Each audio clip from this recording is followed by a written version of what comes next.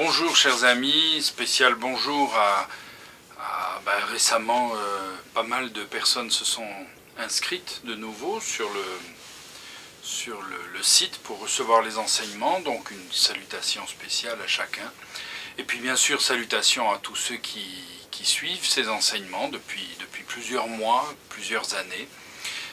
Merci, c'est toujours encourageant d'avoir vos petits mots, vos petits clins d'œil et puis vos questions quelquefois aussi. Aujourd'hui, réfléchissons sur un point important. Nous devons absolument considérer la puissance des choix, le pouvoir de nos décisions. Et c'est ce que nous devons enseigner à nos jeunes, qu'ils réalisent rapidement. Très jeunes, les enfants ont besoin de réaliser que chaque décision va fabriquer une conséquence, que les décisions ne sont pas banales et qu'elles ne sont pas... plus je vais grandir, plus ce sera moi qui vais les prendre complètement, de plus en plus. Et puis, en tant que chrétien, vous avez peut-être remarqué qu'il y a très souvent un conflit entre est-ce que je décide, ai-je vraiment décidé? Est-ce que c'est moi qui vais décider ou est-ce que c'est Dieu qui décide? Est-ce que c'est Dieu qui fait?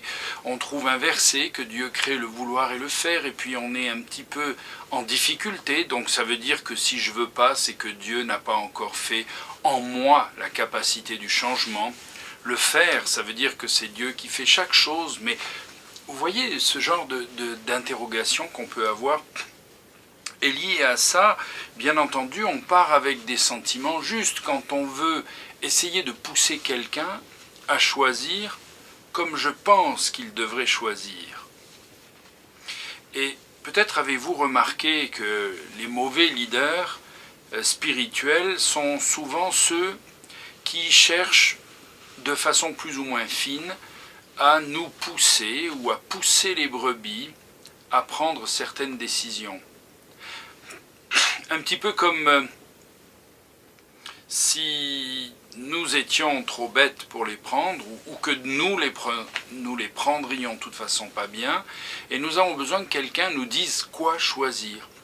Combien de gens sont allés voir un pasteur en disant « Est-ce que tu penses que c'est l'épouse ou l'époux que je pourrais marier? Est-ce que tu penses que c'est juste devant Dieu de faire telle ou telle chose? Est-ce que... » Et le drame, c'est quand le pasteur ou le conseiller spirituel répond. Ça, c'est le drame. C'est le drame parce que nous devons apprendre à choisir. Nous devons apprendre à savoir. Nous devons apprendre à développer nos responsabilités devant Dieu. Le pouvoir des décisions, ou le choix, ou la liberté de choisir, c'est quelque chose qui est essentiel dans la vie du chrétien, dans la vie du croyant. Nous ne pouvons pas avancer si nous ne réalisons pas que Dieu nous donne une latitude.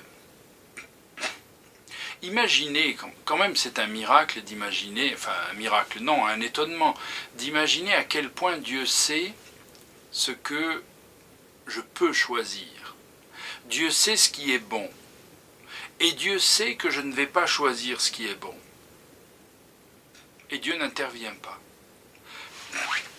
Comme on l'a déjà dit dans une autre vidéo, Dieu est dans le jardin d'Éden. Et il sait que Adam et Ève vont mal choisir. Et il est là, et il les laisse faire. Est-ce que Dieu est permissif? Non. Ce n'est pas une question de permissivité, c'est que Dieu donne aux gens la liberté. La liberté de se faire du bien, la liberté de se faire du mal, la liberté de faire du bien aux autres ou de faire du mal aux autres. Combien d'histoires dans la Bible nous montrent que par des mauvais choix, les hommes vont amener jusqu'à la destruction toute leur famille. Par des bons choix, des hommes vont réformer un peuple, réformer une ville, réformer une société. Eh bien, nous avons constamment ces choix qui viennent devant nous. Nous devons apprendre. Et puis, chers amis, vous qui regardez, qui êtes jeunes, peut-être vous êtes dans un groupe ou dans une assemblée où c'est comme si ce n'était pas très important ce que vous décidez, parce qu'il y a des leaders, il y a des gens qui savent décider, il y a des gens qui prennent des options, qui vous disent il faut venir, il ne faut pas venir, il faut faire ceci, il faut regarder ça, ne pas regarder ça, faire attention à, etc. Mais sachez qu'aujourd'hui, votre décision est importante. Chacun de nos pas, chacune de nos décisions sont vraiment importantes. Nous sommes devant Dieu. Chacun d'entre nous, nous sommes des individus. Nous pouvons être en groupe, nous pouvons être en collégialité. N'oubliez pas que une des grandes faiblesses d'un leader spirituel de mauvaise qualité, qui démarre avec une bonne intention, c'est de contrôler nos vies. Je dis qu'il démarre avec une bonne intention parce que le leader spirituel, au départ, il aimerait que nous décidions, que nous choisissions ce que lui pense juste, parce que, sous-entendu, lui voit un peu plus clair et il sait ce qui est bien. Donc en réalité, ça serait bien que nous décidions comme lui pense. Et ce départ-là, parce que c'est un acte au départ d'amour, bien sûr d'amour tordu, parce que si je pense que l'autre ne sait pas choisir, c'est pas une preuve d'amour, c'est une preuve d'auto-amour, c'est-à-dire moi je sais ce qui est bon, toi tu sais pas ce qui est bon, donc choisis ce que moi j'ai décidé. Au départ, c'est un peu tordu, mais ça va devenir encore plus tordu, c'est-à-dire qu'il va y avoir après l'urgence de communiquer à quel point on devrait choisir comme moi. L'urgence de la manipulation, l'urgence de l'information, il faut choisir ceci, si tu ne choisis pas cela, eh bien tu auras tel et tel souci, tel et tel problème, etc. Dieu ne fait pas comme ça avec nous. Dieu ne fait pas comme ça avec nous, à moins que j'ai raté un épisode, mais posons-nous la question comment Dieu fait. Il nous donne une liberté énorme. Une liberté au point que nous pourrions faire de grosses bêtises. Entre parenthèses, n'en avons-nous jamais fait? Est-ce que nous ne faisons jamais de grosses bêtises? Et pourtant, nous avons prié, oh Seigneur, si c'est une bêtise, arrête-moi. Peut-être vous avez remarqué qu'il y a vraiment des fois où il ne nous arrête pas. Des fois, peut-être, il va nous arrêter dans l'idée de nous protéger, parce que la conséquence est grave. La conséquence serait très difficile à gérer pour moi, peut-être au-delà de ma capacité. Mais certaines fois, notre liberté est arrachée de ses mains pour pouvoir faire réellement ce que nous voulons. Les conséquences de chacun de nos actes, de chacune de nos décisions, sont dans ma propre main. Dans mes propres mains, j'ai la possibilité réellement de choisir. Choisissons en connaissance de cause. Bien sûr, vous m'avez entendu dire que beaucoup de leaders spirituels sont tellement tentés de contrôler leur brebis, leur congrégation. C'est une tentation incroyable. C'est une tentation de corriger, de rappeler l'importance. Et en un clin d'œil, on ne prêche plus la parole de Dieu, mais on prêche les situations, où on prêche contre des personnes, où on essaie de recadrer du haut de la chair ce qu'il faudrait recadrer, on essaie de réveiller l'auditoire. Mais ce n'est pas prêcher la parole de Dieu. La parole de Dieu, c'est de prêcher le plein conseil de Dieu en sachant que Dieu va faire son œuvre dans les cœurs. Que nous avons affaire à des adultes intelligents, remplis de Saint-Esprit la plupart du temps, qui sont capables de se présenter devant Dieu avec une propre réflexion. J'aimerais vous encourager. Aujourd'hui, j'aimerais vous encourager et vous dire, vous qui pensez que vous avez besoin de la foi d'un autre, vous qui pensez que vous vivez de la foi d'un ami, d'un conseiller spirituel, peut-être d'un enseignement, peut-être une sorte de référence, ou vous qui vivez par un livre de quelqu'un qui a une grande expérience ou qui a fait une grande église, eh bien, apprenez à décider pour vous-même. Ne faites pas des copies, inspirez-vous de la vie des autres. Oui, je vous encourage, c'est une bonne idée, inspirez-vous de la vie des autres. Mais ne vous accrochez pas au wagon d'un autre, qui est attaché à un contexte, qui est attaché à une vie, attaché à un moment, peut-être à une culture particulière. Ce qui est valable à certains endroits, qui est culturel, ne l'est pas forcément à d'autres. Je ne parle pas de l'enseignement de la parole. L'enseignement de la parole est valable partout et en tout temps. Encore faut-il apprendre à l'étudier pour avoir l'objectivité de la pensée de Dieu. Mais ne tombons pas dans le piège petit à petit de suivre quelqu'un qui a réussi dans tel et tel domaine et de copier cette histoire-là et de la faire mienne à tel point que je n'ai plus à décider. Cette personne a réfléchi, donc je suis l'autre qui a réfléchi, mais nous avons un cerveau, nous avons une intelligence, Dieu nous a donné une sagesse, une raison, un bon sens, nous a donné l'Esprit Saint qui va agir dans notre conscience, dans notre vécu, dans tout ce qui fait notre être. C'est intéressant de voir à quel point Dieu respecte nos décisions. Oui, Dieu respecte nos décisions réellement. Dieu se soucie de comment nous allons aborder les choses. Nous avons besoin de choisir de bonnes choses. Ça ne veut pas dire que nous allons pouvoir choisir ce qu'on veut, de toute façon. Que ce soit moi qui choisisse ou mon entourage, dans les deux cas, je suis obligé de payer les conséquences, de rencontrer les conséquences. Je prends un exemple très très basique. Si on me dit qu'il fait très froid dehors, et si moi je pense qu'il ne fait pas très froid, je vais m'habiller soit comme je pense, soit comme ils disent. Et je vais dehors, mais dans tous les cas, celui qui aura froid ou trop chaud, c'est quand même moi. Et ce ne sont pas les autres. Donc, dans notre vie spirituelle, c'est pareil. Ce qui va se passer dans ma vie, c'est vraiment ma vie. Je ne peux pas passer ma vie à accuser les autres, à dire, eh bien oui, j'ai été mal conseillé, ou j'ai suivi tel mouvement ou telle église, et j'ai été blessé. Ben oui, bien sûr, ça je comprends, et c'est arrivé à beaucoup d'entre nous, d'être blessés dans des milieux évangéliques. Mais posons-nous la question, qu'est-ce qui fait que je n'ai rien vu? Il faudrait que j'apprenne, que je comprenne, que j'étudie, que je réfléchisse pour savoir ce qui est bon, ce qui vient de Dieu, ce qui est bon pour moi. Bien sûr que à la naissance, l'enfant ne sait pas ce qui est bon pour lui.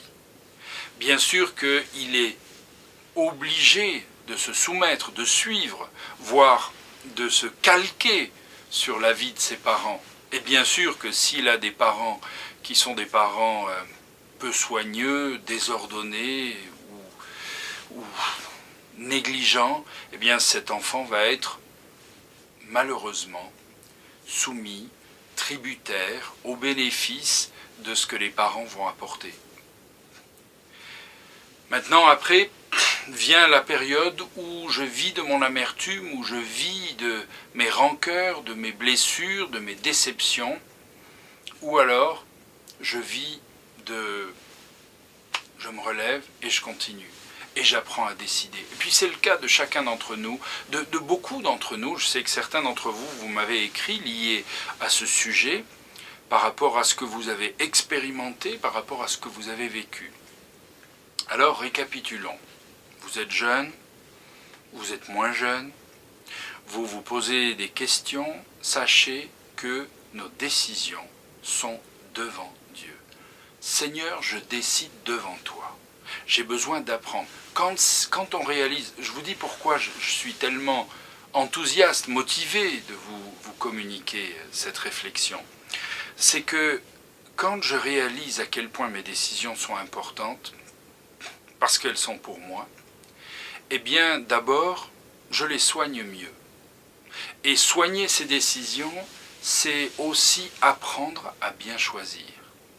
Et c'est là que je deviens un organisateur de mon confort, un organisateur de ma vie, de mes réussites. Et je vais commencer d'y réfléchir, de me poser des vraies questions. Je ne suis pas forcément tout le temps à être sous l'avalanche des conseils ou l'avalanche des mises en garde des gens qui ont une grande expérience. Sinon, reprenons l'exemple des milieux chrétiens. Il y a des milieux chrétiens qui pensent qu'il faut aller du côté bleu, et il y en a d'autres qui pensent qu'il faut aller du côté rouge. Bien sûr, moi je vais partir du côté plutôt bleu parce que j'étais dans une conférence où il y avait 5000 personnes, et puis il y avait un pasteur qui a beaucoup d'expérience, qui a créé beaucoup d'églises. Seulement le problème, c'est que du côté rouge, il y a aussi un pasteur avec 5000 personnes, aussi un pasteur qui a fait beaucoup d'églises. Ah, ça c'est compliqué. Si seulement il n'y avait que ceux qui ont du succès, qui aillent que dans un sens, comme ça je copierai ceux qui ont du succès. Mais il y a tous les... Quand je dis succès, comprenez-moi, il y a tous les côtés ou tous les styles de doctrine qui finalement ont apparemment du développement. Je dis bien apparemment parce que c'est pas forcément constant, c'est pas forcément, c'est quelquefois provisoire, quelquefois c'est superficiel, quelquefois c'est je ne sais quoi, par crainte ou autre. Alors, revenons. Notre décision est importante. Décidons pour nous-mêmes. Réfléchissons, évaluons et travaillons à notre relation avec Dieu. Nous avons déjà souvent parlé de ça, mais là c'est basé sur nos décisions. Nous décidons. Nous devons apprendre à décider pour notre vie, même si vous vivez en couple. Spirituellement, votre vie spirituelle n'est pas une décision de couple, c'est une décision personnelle. Bien sûr que vous pouvez aller faire une décision de couple pour aller dans telle ou telle congrégation ou suivre tel ou tel programme, ça c'est autre chose. Mais dans votre cœur, votre relation avec Dieu, c'est uniquement vous. Nous ne pouvons pas essayer de faire pression ou de nous manipuler sur un adolescent, sur un conjoint ou une épouse ou un ami ou des amis dans l'église. Non, nous ne pouvons pas. Nous ne pouvons pas parce que nous sommes là pour faire comme Dieu, c'est-à-dire promouvoir le libre arbitre, le propre choix, la liberté de mes choix, quelles qu'en soient les conséquences, quelles qu'en soient les conséquences. Alors décidons après avoir étudié, après avoir réfléchi, après avoir médité, prenons du temps quelquefois, et surtout, et c'est ça le plus difficile, c'est là que je vous encourage, résistons à tout ce qu'il y a autour, à toute la manipulation. Si Dieu nous laisse libres, c'est parce qu'il est nécessaire dans notre vie quelquefois de prendre des mauvaises décisions. Il est essentiel de pouvoir rater. Non, je ne nous encourage pas à rater, parce qu'il y a des ratés qui sont coûteux, qui nous font du mal. Mais il est vital de pouvoir rater. Parce que si nous ne ratons pas, comment est-ce qu'on pourra rencontrer la grâce de Dieu? Si nous ne ratons pas, comment est-ce que nous allons apprendre à nous relever? Comment est-ce que nous allons apprendre que ce chemin, il ne faut jamais le prendre?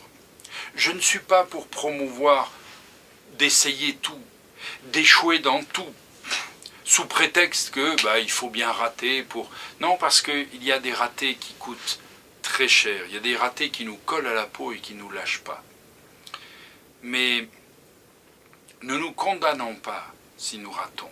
Ne condamnons pas les autres s'ils ont mal choisi. Mais restaurons chacun. Nous sommes les ambassadeurs de la réconciliation. Nous sommes les missionnaires de la restauration, de relever les gens, de les encourager. Oui, c'était une mauvaise décision. Ok, c'est passé. Maintenant, la prochaine sera sûrement meilleure. Bonne journée.